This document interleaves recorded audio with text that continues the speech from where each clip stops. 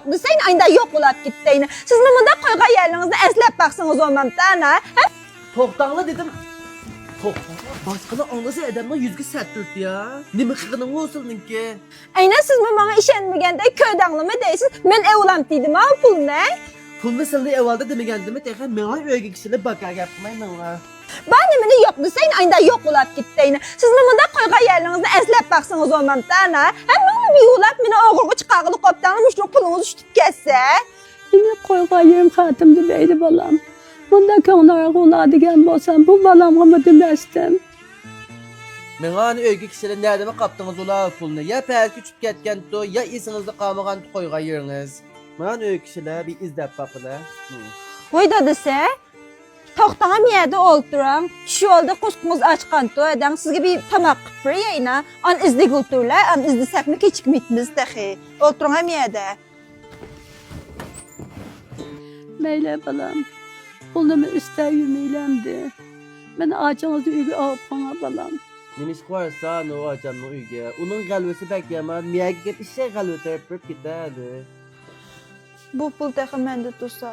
Mening hergiz bu pulni elib olish maqsadim yo'qdi.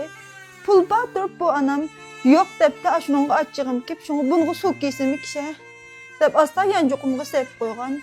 Endi nagimi tiqama bu pulni. Can.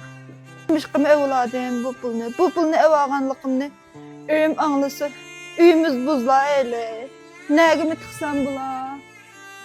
Rasmiyaga tıqayama köpünün astında. İnsanızda qalabdan ha. Yaşınıb qalanda da unutqa qulab qalsayını da qoysan getdiga. Bolda. Ben bu sebeple konulu da askulap kaldım balam. Ben bana bunu yok demem o. Siz miçin saqlığılı qanı pulunuzunu mama oğur kilindab atılıb qağılı qopdu meyni müştürük.